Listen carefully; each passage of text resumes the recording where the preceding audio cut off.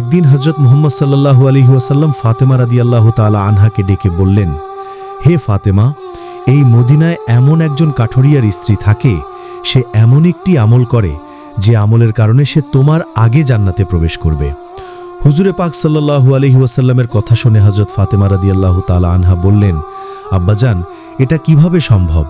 আমি জান্নাতের সকল মহিলাদের সর্দারিনী, কিভাবে কোনো মহিলা আমার পূর্বে জান্নাতে প্রবেশ করবে? জান্নাতে পূর্বে প্রবেশ করার আকাঙ্ক্ষা সকলেরই রয়েছে। আব্বাজান, দয়া করে আপনি আমাকে সেই কাঠুরিয়ার স্ত্রীর ঠিকানা বলুন, আমি যাতে দেখে আসতে পারি সে কি এমন আমল করে যে আমলের কারণে সে আমার পূর্বে জান্নাতে প্রবেশ করবে।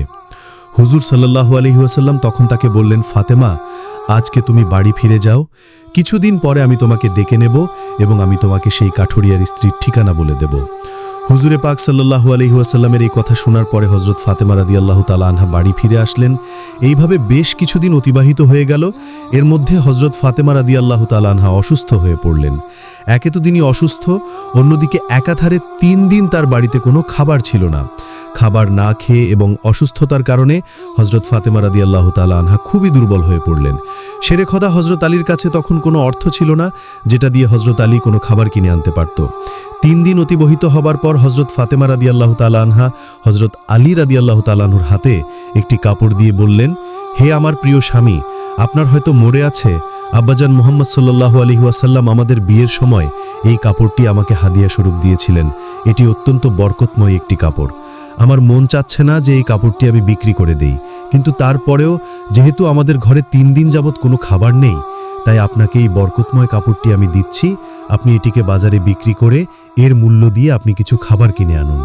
হযরত আলী রাদিয়াল্লাহু তাআলা আনহু হযরত ফাতেমা রাদিয়াল্লাহু তাআলা আনহার কাছ থেকে সেই কাপড়টি নিয়ে বিক্রি করার উদ্দেশ্যে বাজারের দিকে রওনা হলো। তিনি কাপড়টি নিয়ে বাজারে পৌঁছালেন এবং সেটি বিক্রি করার জন্য অনেক ক্রেতাকে দেখালেন, কিন্তু কাপড়টি অত্যন্ত পুরনো হওয়ায় সেটি কেনার জন্য কেউ আগ্রহ হচ্ছিল না। এই কারণে হযরত আলী রাদিয়াল্লাহু তাআলা আনহু অত্যন্ত নিরাশ হয়ে পড়লেন। তখন তিনি আল্লাহ রাব্বুল আলামিনের দরবারে ফরিয়াদ করলেন, হে রব্বুল আলামিন, এই কাপড়টি অত্যন্ত পুরাতন, তাই এটিকে কেনার জন্য কোনো ক্রেতা আগ্রহ দেখাচ্ছে না। আজ 3 দিন যাবৎ নবীজি সাল্লাল্লাহু আলাইহি ওয়াসাল্লামের কলিজার টুকরো হযরত ফাতেমা রাদিয়াল্লাহু তাআলা আনহা ও হাসান হুসাইন না খেয়ে আছে।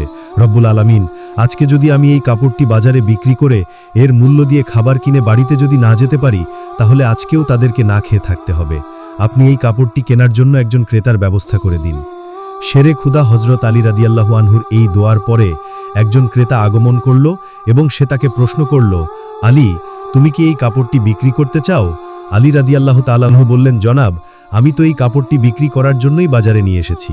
তখন সে বলল, কি পরিমাণ অর্থ দিলে তুমি এই কাপড়টি বিক্রি করবে? শেরে খুদা হযরত আলী রাদিয়াল্লাহু তাআলা আনহু জানতেন এই কাপড়টি অত্যন্ত পুরাতন, এর মূল্য সর্বোচ্চ 1 দিরহাম কিংবা 2 দিরহাম হতে পারে।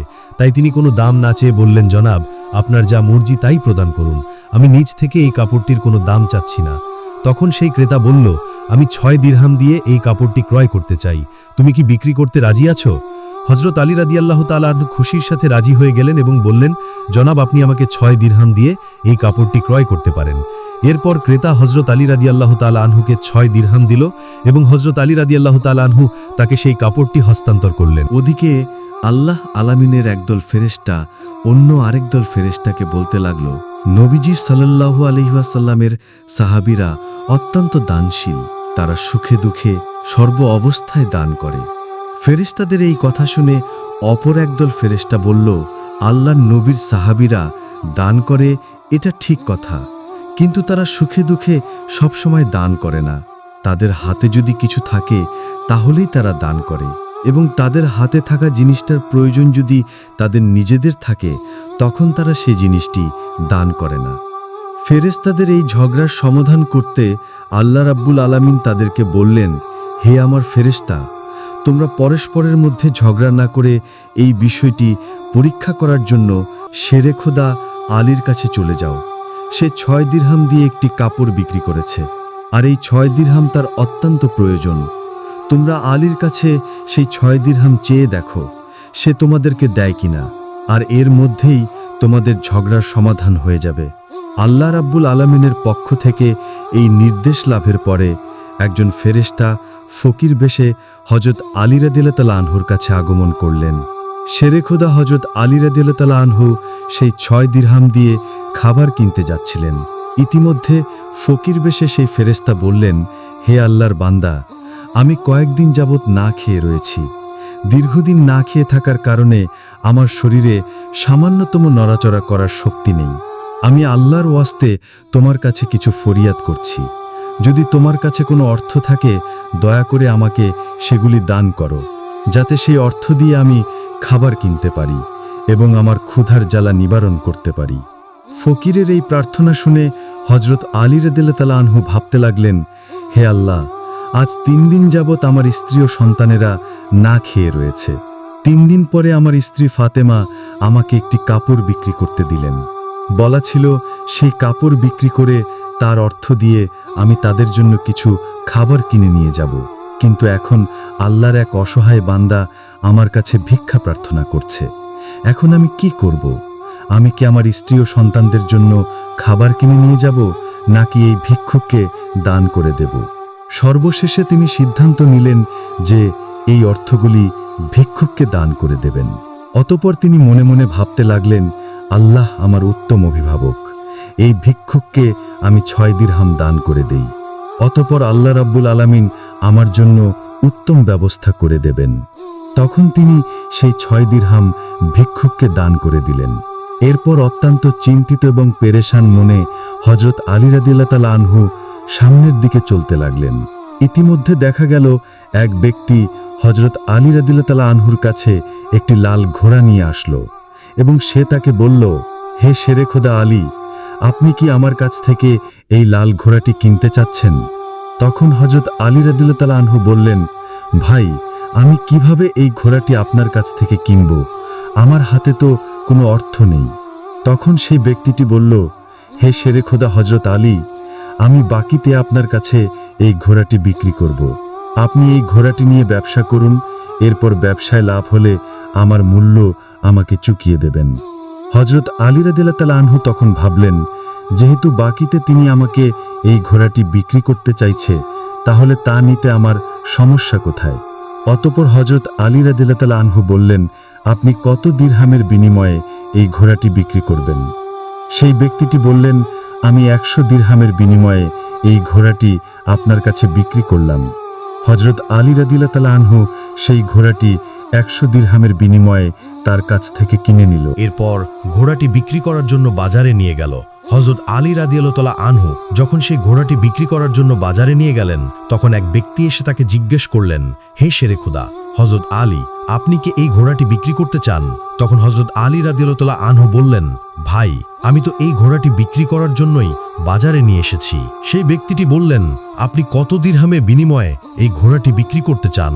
আলী রাদিয়াল্লাহু তাআলা আনহু নিজের থেকে কোনো দাম না বলে সেই ব্যক্তিকে বললেন, আপনি কত দিরহামে বিনিময়ে এই ঘোড়াটি কিনতে পারবেন? সেই ব্যক্তিটি বলল, আমি 160 দিরহামের বিনিময়ে আপনার কাছ থেকে ঘোড়াটি কিনতে চাই। হযরত আলী রাদিয়াল্লাহু তাআলা আনহু চিন্তা করলেন, আমি তো এই ঘোড়াটি 100 দিরহামের বিনিময়ে কিনেছি, আর তিনি আমাকে মূল্য দিতে চাইছেন 160 দিরহাম, অতএব এতে আমার 60 দিরহাম লাভ হবে। তখন হযরত আলী রাদিয়াল্লাহু তাআলা আনহু বললেন, ভাই, আমি আপনার কাছে 160 দিরহামের বিনিময়ে এই ঘোড়াটি বিক্রি করে দিলাম। সেই ব্যক্তিটি 160 দিরহামের বিনিময়ে হযরত আলীর কাছ থেকে সেই ঘোড়াটি কিনে নিলেন। হযরত আলী রাদিয়াল্লাহু তাআলা আনহু যেই ব্যক্তির কাছ থেকে সেই ঘোড়াটি কিনেছিলেন, তাকে 100 দিরহাম পরিশোধ করার পরেও তার কাছে রয়ে গেল 60 দিরহাম। তিনি 6 দিরহাম আল্লাহর রাস্তায় দান করেছিলেন। আল্লাহ রাব্বুল আলামিন তার বিনিময়ে তাকে 10 গুণ বৃদ্ধি করে 60 দিরহাম ফেরত দিলেন। অতঃপর সেই 60 দিরহামের বিনিময়ে শেরে খোদা হযরত আলী রাদিয়াল্লাহু তাআলা আনহু বিপুল পরিমাণ খাদ্য কিনে বাড়ির পথে রওনা হলেন। যখন তিনি বিপুল পরিমাণে খাদ্য কিনে বাড়িতে ফিরে আসলেন, তখন হযরত ফাতেমা রাদিয়াল্লাহু তাআলা আনহা তাকে বললেন, হে আলী, আমি তোমাকে যে কাপড়টি বিক্রি করতে বলেছিলাম, সেই কাপড়ের মূল্য দিয়ে তো এত পরিমাণ খাবার কেনা সম্ভব নয়। তাহলে তুমি এত খাবার কেনার অর্থ কোথায় পেলে? তুমি আগে আমাকে এই কথা বলো, তারপরে আমার বাড়িতে প্রবেশ করতে পারবে। হযরত আলী রাদিয়াল্লাহু তাআলা আনহু বললেন, ফাতেমা, আগে আমি বাড়িতে প্রবেশ করি, তারপরে না হয় আমি তোমাকে প্রকৃত ঘটনা খুলে বলবো। কিন্তু হযরত ফাতেমা রাদিয়াল্লাহু তাআলা আনহা হযরত আলী রাদিয়াল্লাহু তাআলা আনহুর এই কথাগুলি তেমনভাবে বুঝতে চাইছিলেন না। হযরত আলী ও হযরত ফাতেমার মাঝে এই ঘটনা ঘটার কিছুদিন পরে নবী পাক সাল্লাল্লাহু আলাইহি ওয়াসাল্লাম হযরত ফাতেমাকে তার দরবারে ডাক দিলেন। অতঃপর তিনি তাকে বললেন, হে ফাতেমা, তোমার কি মনে আছে আমি কিছুদিন পূর্বে তোমাকে বলেছিলাম একজন কাঠুরিয়ার স্ত্রী তোমার পূর্বে জান্নাতে প্রবেশ করবে? হযরত ফাতেমা রাদিয়াল্লাহু তাআলা আনহা বললেন, আব্বাজান, অবশ্যই আমার মনে আছে এবং আমি সেই কাঠুরিয়ার স্ত্রীর সঙ্গে সাক্ষাৎ করার জন্য অধীর আগ্রহে ব্যাকুল হয়ে আছি।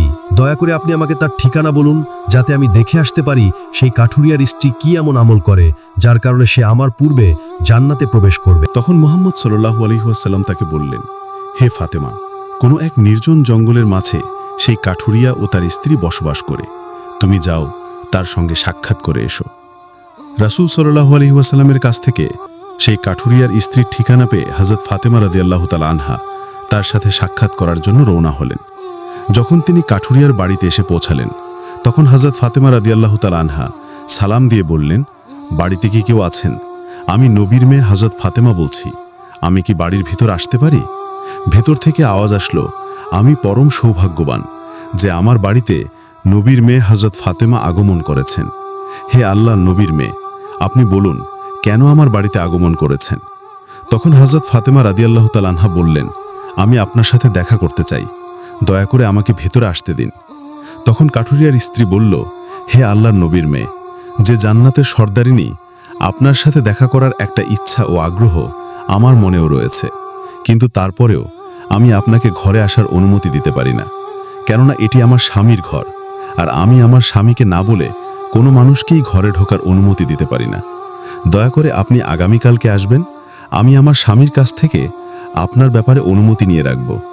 কাঠুরিয়ার স্ত্রীর কাছ থেকে এই কথা শোনার পরে হযরত ফাতেমা রাদিয়াল্লাহু তাআলা আনহা বাড়িতে ফিরে গেলেন। দ্বিতীয় দিন যখন তিনি কাঠুরিয়ার স্ত্রীর সঙ্গে দেখা করার জন্য বাড়ি থেকে বের হবেন, তখন হযরত হাসান রাদিয়াল্লাহু তাআলা আনহু তাকে জড়িয়ে ধরে বললেন, আম্মাজান, আপনি কালকে কোথায় গিয়েছিলেন? আপনাকে আমি খুঁজে পাচ্ছিলাম না। আম্মাজান, আপনি যেখানে যাচ্ছেন দয়া করে আমাকেও আপনার সাথে নিন। হযরত ফাতেমা রাদিয়াল্লাহু তাআলা আনহা তখন তার বড় পুত্র হযরত হাসানকে তার সাথে নিলেন। এরপরে তিনি কাঠুরিয়ার স্ত্রীর বাড়িতে পৌঁছে গেলেন। অতঃপর সালাম দিয়ে বললেন, বাড়িতে কি কেউ আছেন? আমি নবীর মেয়ে ফাতেমা বলছি এবং আমার সাথে আমার বড় পুত্র হাসান রয়েছে, আমি কি বাড়ির ভেতরে আসতে পারি? ভেতর থেকে আওয়াজ দিয়ে কাঠুরিয়ার স্ত্রী বলল, মা, হে নবীর মেয়ে ফাতেমা, আপনার সঙ্গে দেখা করার আগ্রহ ও আকাঙ্ক্ষা আমার মনের মধ্যে রয়েছে। গতকালকে আমার স্বামীর কাছ থেকে আপনার ব্যাপারে এবং আপনার বড় ছেলে হাসানের ব্যাপারে অনুমতি নিয়েছিলাম, কিন্তু আপনার ছোট ছেলে হুসাইনের ব্যাপারে আমার স্বামীর কাছ থেকে কোনো অনুমতি গ্রহণ করিনি। এই কারণে আমি আপনাকে ঘরে প্রবেশ করার অনুমতি দিতে পারি, কিন্তু আপনার পুত্র হাসানকে অনুমতি দিতে পারি না। দয়া করে আপনি আগামীকালকে আসবেন, আপনার পুত্র হাসানের ব্যাপারে আমার স্বামীর কাছ থেকে অনুমতি নিয়ে রাখব। কাঠুরিয়ার স্ত্রীর এই কথা শোনার পরে হযরত ফাতেমা রাদিয়াল্লাহু তাআলা আনহা আবারও বাড়ি ফিরে এলেন। পরের দিন ফাতেমা রাদিয়াল্লাহু তাআলা আনহা আবারও সেই কাঠুরিয়ার স্ত্রীর বাড়িতে আসলেন। তখন তাকে স্ত্রী ঘরে প্রবেশ করার অনুমতি দিল। হযরত ফাতেমা রাদিয়াল্লাহু তাআলা আনহা ঘরে প্রবেশ করে দেখল কাঠুরিয়ার স্ত্রী বসে আছে, আর তার সঙ্গে রাখা আছে একটি লাঠি, একটি মোটা দড়ি আর একটি পাত্রে পানি। এগুলি দেখে হযরত ফাতেমা রাদিয়াল্লাহু তাআলা আনহা তাকে জিজ্ঞেস করলেন, আপনি এগুলি নিয়ে বসে আছেন কেন?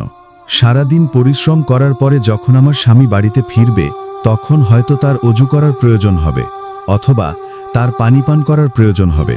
আমি চাই না আমার ক্লান্ত স্বামী পানির জন্য সামান্যতম কষ্ট পাক, যাতে পানির প্রয়োজন হবার সাথে সাথেই আমি তার কাছে পানি পৌঁছে দিতে পারি।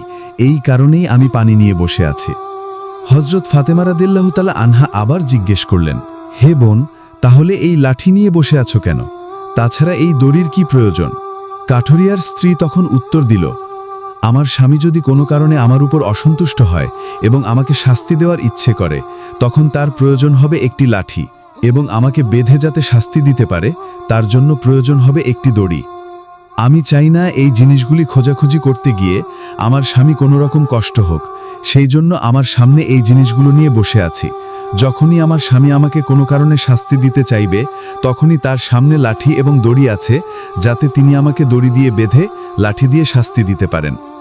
হযরত ফাতেমা রাদিয়াল্লাহু তাআলা আনহা কাঠুরিয়ার স্ত্রীর স্বামী ভক্তি দেখে বিস্ময়ে হতবাক হয়ে গেলেন। অতঃপর তিনি তাকে আর কিছু না বলে নবী করিম সাল্লাল্লাহু আলাইহি ওয়াসাল্লামের দরবারে ফিরে আসলেন। রাসূল সাল্লাল্লাহু আলাইহি ওয়াসাল্লাম ফাতেমাকে বললেন, ফাতেমা, তুমি কি সেই কাঠুরিয়ার স্ত্রীর সাথে দেখা করে এসেছো? ফাতেমা বললেন, আব্বাজান, হ্যাঁ, আমি তার সাথে দেখা করে এসেছি। নবী করিম সাল্লাল্লাহু আলাইহি ওয়াসাল্লাম বললেন, তুমি কি দেখেছো? হজরত ফাতেমা রাদিয়াল্লাহু তাআলা আনহা তখন বললেন, সেই মেয়েটি অত্যন্ত স্বামী ভক্ত। তখন মোহাম্মদ সাল্লাল্লাহু আলাইহি ওয়াসাল্লাম বললেন, ফাতেমা, তার কাছ থেকে তোমার শেখার অনেক কিছু রয়েছে। হজরত ফাতেমা রাদিয়াল্লাহু তাআলা আনহা তখন বললেন, আব্বাজান, আমি তার কাছ থেকে কি কি শিক্ষা গ্রহণ করতে পারি এবং সে কিভাবে আমার পূর্বে জান্নাতে যাবে, এই ব্যাপারটি আমাকে বুঝিয়ে বলুন। রাসূল সাল্লাল্লাহু আলাইহি ওয়াসাল্লাম তখন বললেন, হে ফাতেমা, শোনো, তুমি কিছুদিন আগে তোমার স্বামী আলীকে একটি পুরাতন কাপড় বিক্রি করার জন্য দিয়েছিলে। হজরত আলী সেই কাপড় বিক্রি করে তার অর্থ দিয়ে তোমাদের জন্য অনেক খাবার কিনে এনেছিল, কিন্তু তুমি সন্দেহ করেছিলে যে হজরত আলী এগুলি বৈধ উপার্জন করেছে কিনা। এই জন্য তুমি তোমার স্বামীকে ঘরে প্রবেশ করতে দাওনি এবং বিভিন্ন প্রশ্ন করার মাধ্যমে তাকে কষ্ট দিয়েছিলে। অথচ তুমি জানতে তোমার স্বামী হজরত আলী কোনো দিনই কোনো অবৈধ পথে উপার্জন করে না। হে ফাতেমা, তুমি যখন আলীকে সেই কাপড়টি বিক্রি করার জন্য দিয়েছিলে, হজরত আলী তার জন্য কোনো ক্রেতা খুঁজে পাচ্ছিল না। তখন আল্লাহ রব্বুল আলামিন তার ফেরেশতা মিকাইলকে সেই কাপড়টি কেনার জন্য পাঠিয়েছিলেন। আল্লাহর ফেরেশতা মিকাইল সেই কাপড় আলীর কাছ থেকে 6 দিরহামের বিনিময়ে কিনেছিল। এরপর আরেকজন ফেরেশতা এসে হজরত আলীর কাছ থেকে সেই 6 দিরহাম ভিক্ষা প্রার্থনা করে আলী সেই 6 দিরহাম আল্লাহর রাস্তায় দান করে দেয়। অতঃপর সে চিন্তিত অবস্থায় বাড়িতে ফিরে আসছিল। এমন সময় ফেরেশতা জিব্রাইল তার কাছে একটি লাল ঘোড়া হজরত আলীর কাছে 100 দিরহামের বিনিময়ে ধারে বিক্রি করে। হজরত আলী সেই ঘোড়াটিকে নিয়ে বাজারে যায় এবং ইসরাফিল ফেরেশতা হজরত আলীর কাছ থেকে সেই ঘোড়াটি 160 দিরহামের বিনিময়ে কিনে নেয়। আল্লাহ রাব্বুল আলামিন 6 দিরহামের বিনিময়ে হজরত আলীকে 10 গুণ বৃদ্ধি করে 60 দিরহাম দিয়ে দেয় এবং সেই অর্থগুলো দিয়েই হজরত আলী তোমাদের জন্য বিপুল পরিমাণ খাবার কিনে এনেছিল। ফাতেমা, শুনে রাখো, যে কাপড়টি হজরত আলী বিক্রি করেছিল, আল্লাহ রাব্বুল আলামিন সেই কাপড়টি জান্নাতে সংরক্ষণ করে রেখেছেন এবং যে ঘোড়াটি দিয়ে হজরত আলী ব্যবসা করেছিল, সেই ঘোড়াটিও আল্লাহ রাব্বুল আলামিন জান্নাতে সংরক্ষণ করে রেখেছেন। কাল কিয়ামতের দিন তুমি যখন জান্নাতে প্রবেশ করবে, তখন তুমি সেই ঘোড়ার উপরে থাকবে এবং সেই কাপড়টি হবে ঘোড়ার লাগাম, আর সেই লাগামটি ধরে থাকবে ওই কাঠুরিয়ার স্ত্রী। লাগামটি ধরে রাখার কারণেই সে তোমার আগে জান্নাতে প্রবেশ করবে এবং তুমি তারপরে জান্নাতে প্রবেশ করবে। কাঠুরিয়ার স্ত্রীর অতুলনীয় স্বামী ভক্তি হল তার এই মর্যাদা প্রাপ্তির একমাত্রই কারণ।